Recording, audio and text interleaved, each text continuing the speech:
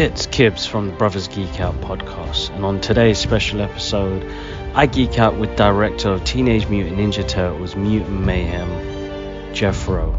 Enjoy the show, guys. Funny. They were good at fighting crime. Like, I wanted to be a Ninja Turtle or hang out with the Ninja Turtles, and it was so creatively inspiring to me at a young age that the idea to like bring that to a new generation was thrilling. And I think you only do that by making something that's more new than it is a rehash. So it was really important to honor the past and the nostalgia and the things that we as fans love, but also just like make it relevant and compelling and funny and really work for modern audiences. No, it's absolutely awesome. I think I saw it 4 times in the cinema. Whoa, thank you. 4 times. The soundtrack, the visuals, and like going on to the visuals, like what was the source of inspiration when it came to the art style of the movie? We wanted it to look like teenage drawings, like the way that, like, you know, when you're can I draw on this? Well, that I always like mime this with my fingers, but it's like, you know, when you're like a teenager, you're like, oh, okay, I'm gonna draw a face, and I'm gonna like start with the eye, and I'm gonna like draw the shape of the eye, and I'm gonna like shade it, and I'm gonna draw every line around it and every eyelash, and I'm gonna like I'm better at drawing now, so that's not a terrible eye. That doesn't actually make the point I'm trying to. But it's like when you're a teenager, it's like yeah. Yeah, the shapes are like all distorted, and your like passion is kind of betrayed by the fact that you just like don't know anything about drawing yet. And there's like this really beautiful poetic metaphor in that. Like, that's like what being a teenager is, where it's like, I can do anything. I'm invincible. Yeah, I'm going to draw that eye. Yeah, I'm going to draw that hand. No, I don't know what I'm doing, but I'm not going to let that stop me. No, it's amazing because I'm an artist. I've been an artist for 20 years now. Well, probably from 38 years when I was drawing on mum's walls. But you captured that source of, I'm just going to have fun with this and try and work it out along the way. And it really just spoke out loud to me, because I've been doing canvas artwork and comic book artwork for, as I said, 20 years. But to see it represented on a screen on that large scale, and how can I say, it's not messy, but it is. Yeah, it's messy. It is messy. It's visually stunning. It's like we do this thing where it's like okay, so you're drawing a building or something, and it's like you start and you draw the building, you've got straight lines, and you draw that first window, and then you have to draw 20 more windows, and by the end your like perfectly straight window becomes just like a squiggle. And it's like we tried to build those things into the design of the world so it felt like it has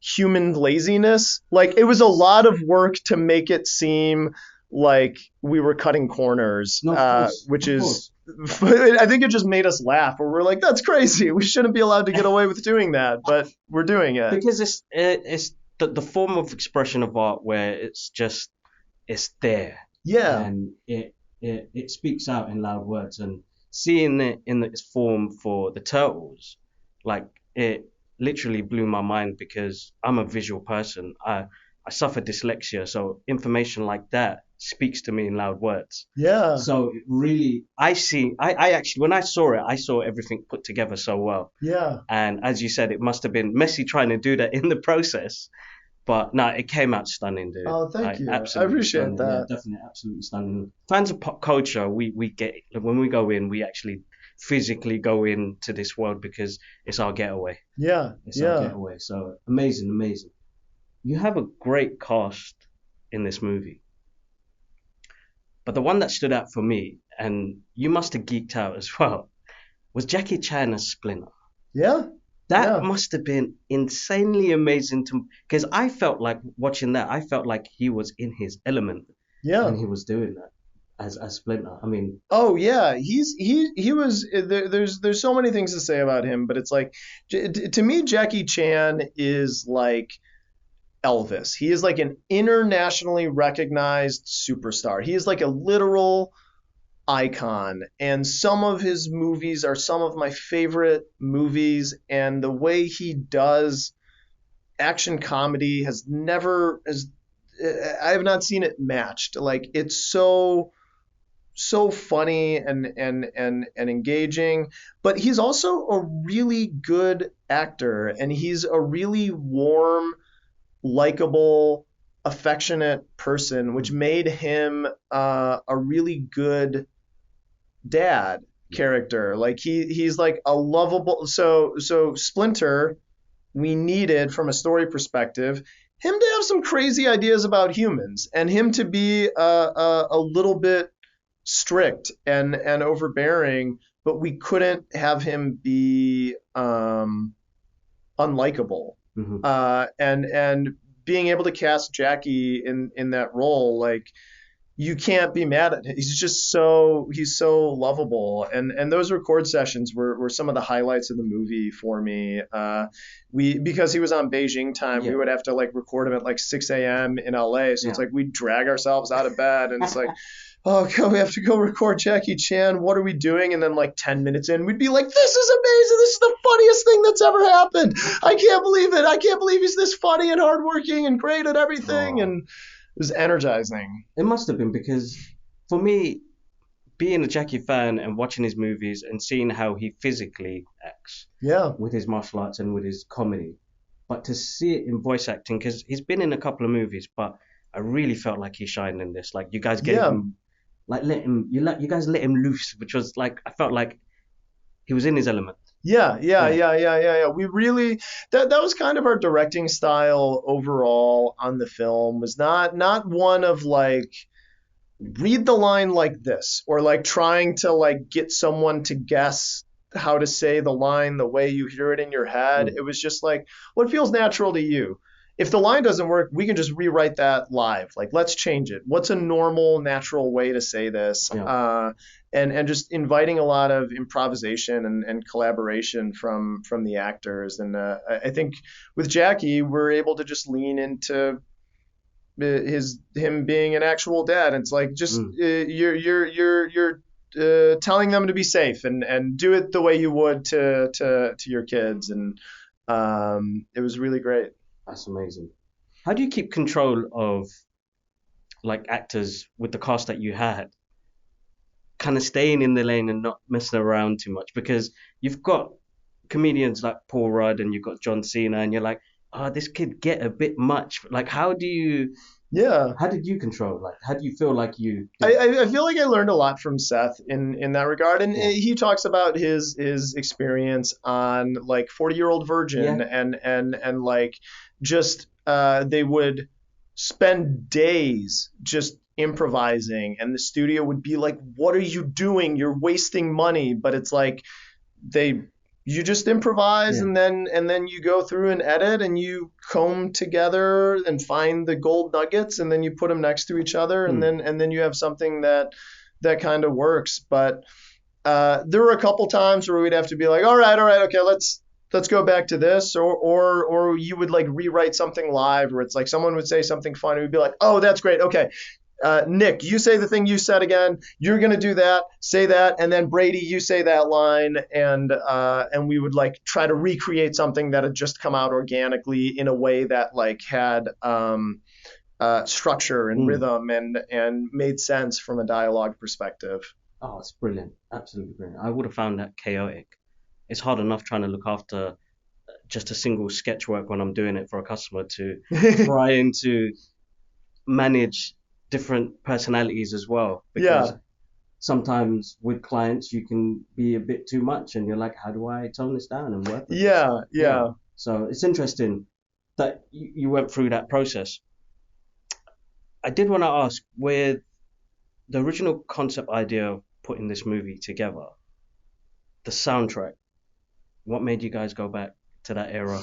I just love hip hop. It's a it's music that I love, and the movie had to take place today. It had to take place in the 2020s, but in my head, it's a late 80s, early 90s franchise.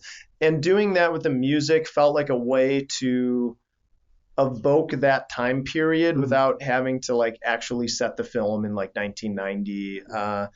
And it was just it was a great opportunity to like use a lot of songs that I absolutely love. That was one of the most joyous parts of making this film. It must have been. It must have been. I'm a music man myself, so getting to hear those tracks as well, it does take you back to that era. I did want to ask you, if you were one of the turtles, which one would you be? I mean, out of these four, I mean, okay, when I was a teenager, I was Donnie. Okay.